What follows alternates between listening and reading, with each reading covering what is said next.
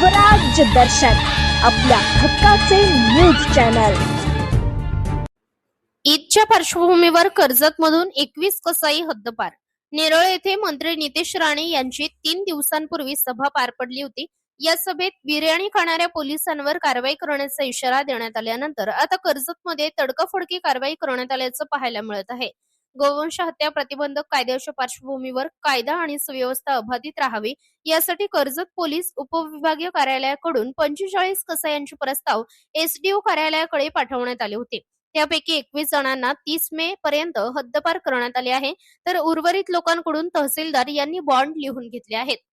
विशेष म्हणजे या 21 जणांवर गोहत्येसह प्राणी हत्येचे गंभीर गुन्हे दाखल करण्याची माहिती समोर आली आहे।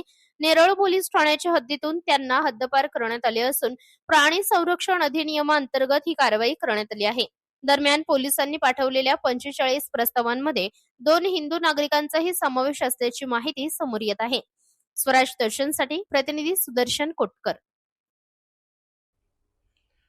महाराष्ट्रात येणाऱ्या बकरी ईदच्या निमित्ताने गोवंशाची कत्तल थांबवण्याच्या उद्देशाने कर्जत तालुक्यातील नेरळजवळील दामत गावातील सराईत 21 कसायांची तडीपारी नेरळ पोलीस स्टेशनचे कर्तव्यदक्ष अधिकारी राहुलजी वरोटे आणि कर्जतचे प्रांसाहेब यांच्या माध्यमातून झालेली आहे।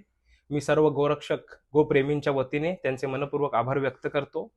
नेरळच्या इतिहासात गोहत्या थांबवण्यासाठी पहिल्यांदाच एवढं मोठं पाऊल उचललं गेलेलं आहे। या निमित्ताने सर्व गोरक्षकांमध्ये आनंदाचं वातावरण आहे आणि येणाऱ्या काळात असाच वारंवार सराईत गुन्हेगारी करणाऱ्या कसायांवर महाराष्ट्र राज्याचे मुख्यमंत्री देवेंद्रजी फडणवीस यांनी सभागृहात सांगितल्याप्रमाणे आपण MPID ची कारवाई करून कायमची गोहत्या या विभागातून बंद कराल अशी अपेक्षा या निमित्ताने व्यक्त करतो।